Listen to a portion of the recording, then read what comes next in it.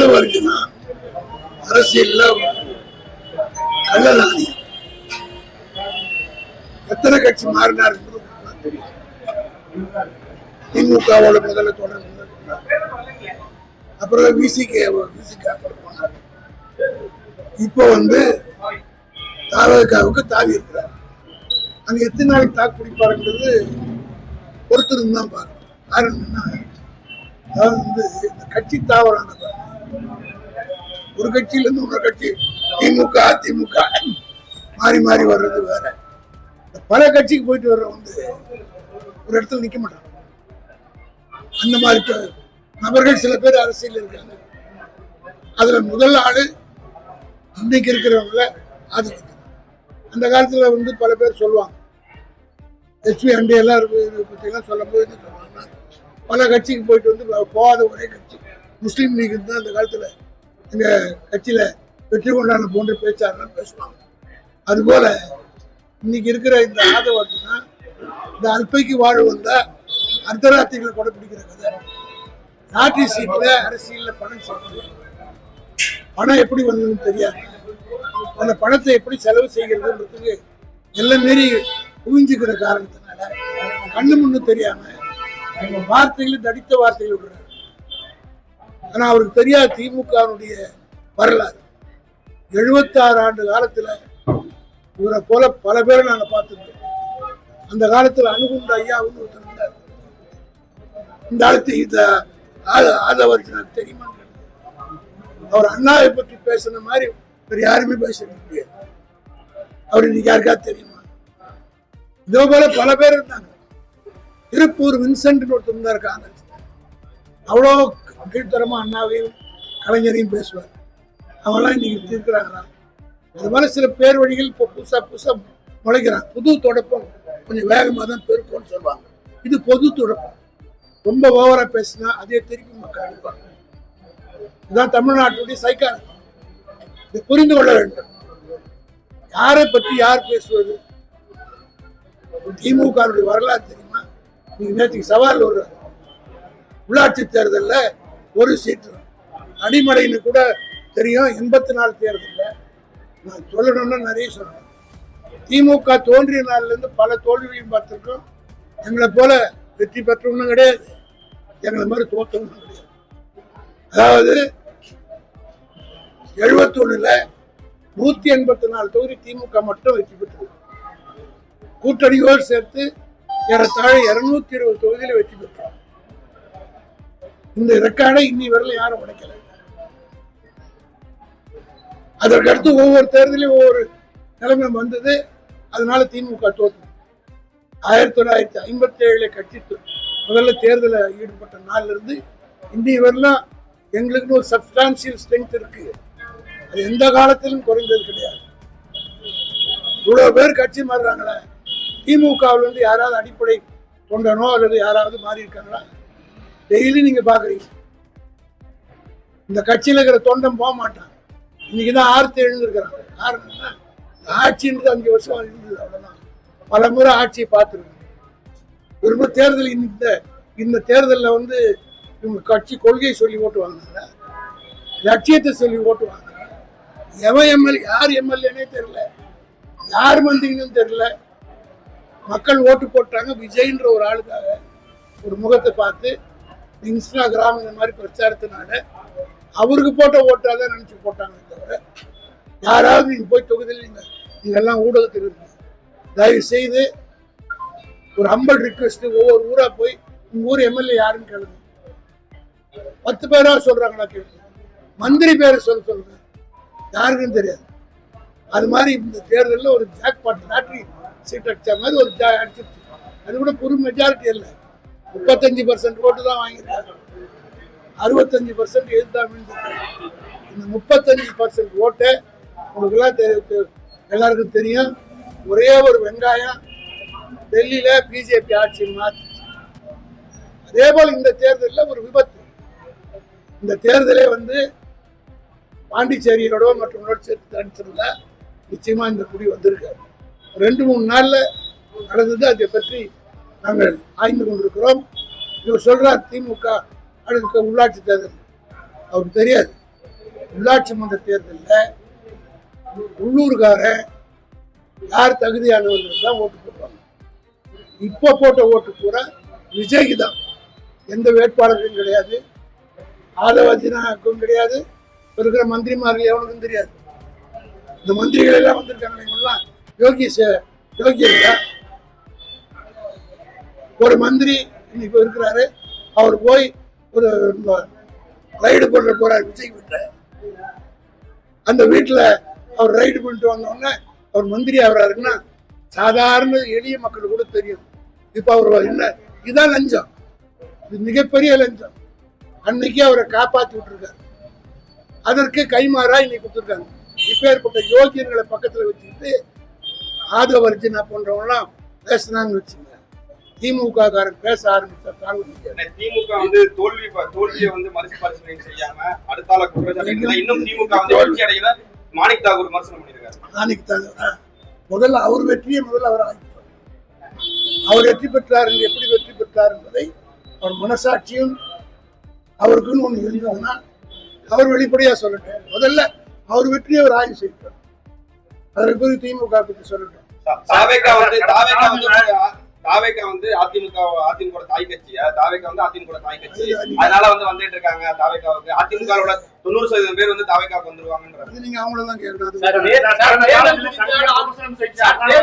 ஆளுங்கட்சிக்கு வந்து பல பேர் பல கட்சியில இருந்து போவாங்க.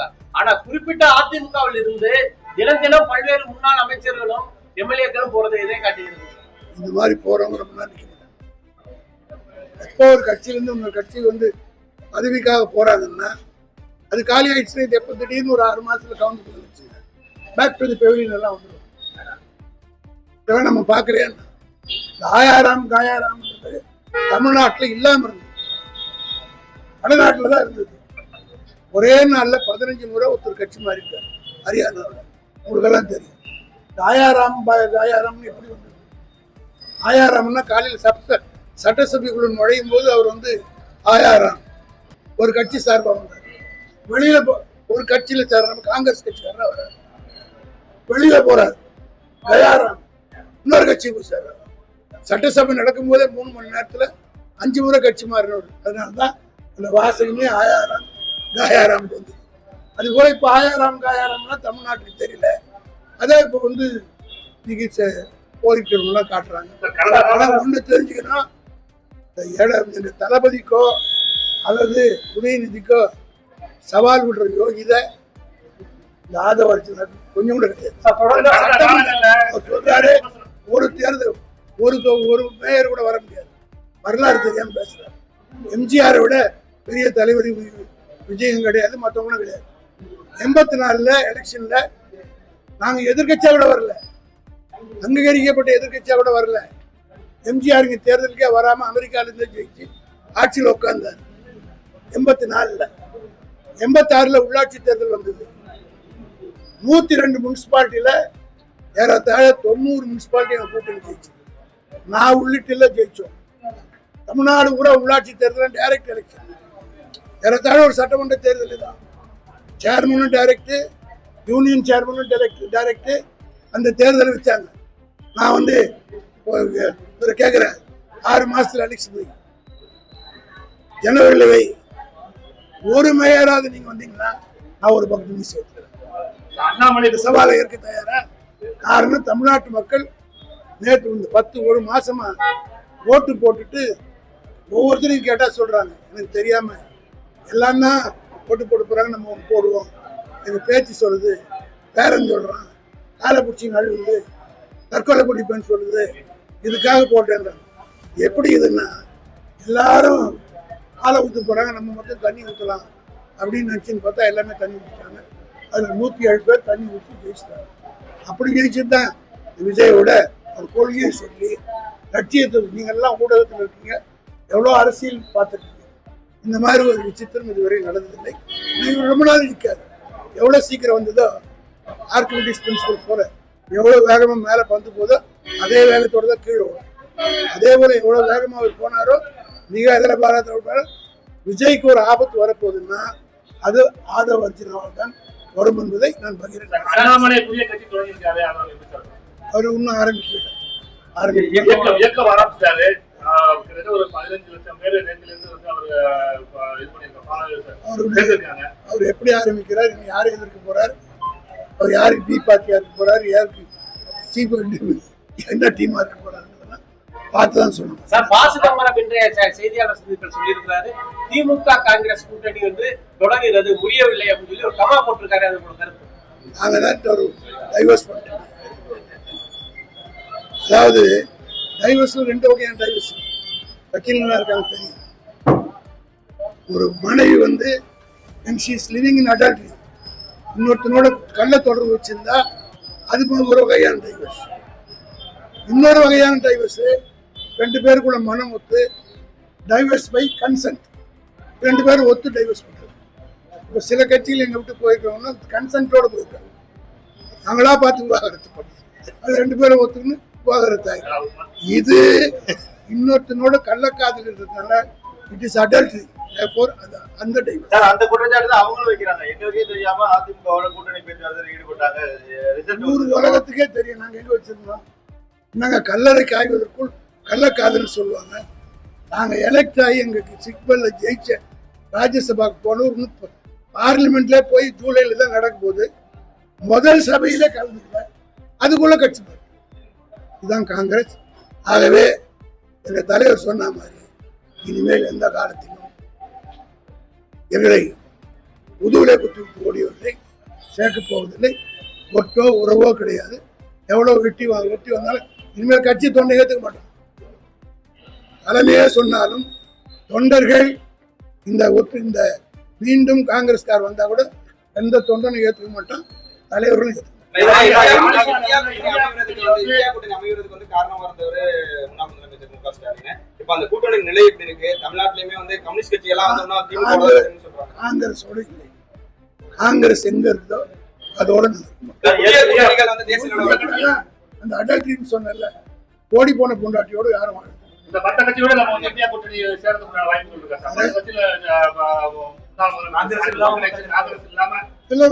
இன்னும் காலப்போக்கு 3 வருஷம் இந்த பார்லிமெண்ட் எதிர்காலத்துல பிஜேபியோட கூட்டணி போறது சத்தியமா வந்து திமுக சின்னத்துல போட்டிட்டு துரதிருஷ்டவசமானு சொல்லி பேசியிருக்காரு. அவரை தாவே மாத்தி பேசுறாரு. இன்னைக்கு சாயந்தரம் பேசிருக்காரு, திமுக தான் நீடிக்கிறோம் சொல்றாரு. அது வருத்தப்படுமா இருக்கு. தாவே போறது வாய்ப்பு இல்லாம இருக்கு. யார் போனாலும் நாங்க கவலைப்படல, இருக்கிற ஒண்ணு மாத்திரம் சொல்றேன். திமுக வந்து ஒரே ஒரு இடத்துல கலைஞர் மட்டும்தான் ஜெயிச்சாரு. 91 கட்சி அழிஞ்சிச்சா? அதுக்கு பிறகு 96 தேர்தலில் நாங்க பெற்ற வெற்றி போல யாரும் வெற்றி ஜெயலலிதாவே தோக்கடிச்சு. அதனால ஒரு தோல்வி என்பது திமுகவுக்கு எந்த ஆபத்து ஏற்படுவது கட்டமைப்பான ஒரு இது வந்து பொலிட்டிக்கல் பார்ட்டி இல்லை, திஸ் இஸ் த மூவ்மெண்ட். லட்சியத்துக்காக ஒரு கொள்கைக்காக இருக்கக்கூடிய ஒரு மூவ்மெண்ட்ஸை வந்து அழிக்க முடியாது.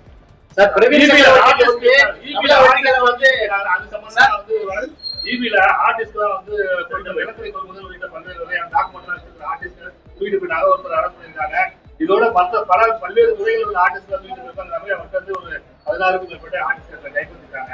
இதுல வந்து இவர் வந்து திமுக டைரக்டா அட்டாக் பண்றாரு, செந்தில் பாலாஜி அட்டாக் பண்றாரு. அவர் தான் சொல்லியிருக்காரு. நிர்மல்குமார் யாரு? இப்ப அதுக்கு முன்னாடி ஏடிஎம்கே செய்தி கொடுப்பார். அவர் என்ன கட்சியில் இருக்கிறார் கொஞ்ச நாள் பார்த்து பர்மனண்டா இருக்கிற ஆளு இருக்காங்க. காலையில ஒண்ணு, சாயந்தரம் ஒண்ணு, எக்ஸ்பிரஸ் பஸ்ல ஒண்ணு ஏறிட்டு அப்புறம் பிரேக் டவுன் ஒண்ணு லாரியில் ஏறி போறவங்க. தமிழ்நாடு முதலமைச்சர் தமிழக வெற்றிக்கழகம் வந்து ராஜ்யசபா சீட்டு கொடுத்து அவர் வந்து இப்ப வந்து அந்த கூட்டணிக்கு வந்து கூட்டணி கட்சிகளை கேட்காமலே கம்யூனிஸ்ட் கேட்காமலே ஒரு புதிய பெயர் அறிவிச்சது வந்து சர்ச்சையா இருக்கு. அது எப்படி பாக்குறீங்க? எங்களுக்கு அதை பத்தி பாதரேஷனே கிடையாது. நாங்க நிக்கல, நாங்க அதை பத்தி கமெண்ட் பண்ணல. யார் யார் பேர் அவர் யூஸ் பண்ணாரோ அது பாதிக்கப்பட்டவங்க யார் இருந்து பதில் சொல்லுவோம். இல்ல இந்தியா கூட்டணின்னு ஒண்ணு இருக்கையில நாங்க இல்ல சொல்லிட்டோம்ல. இந்தியா கூட்டணி காங்கிரஸ் இருக்கும் கூட்டணியில் நாங்கள் இல்லை.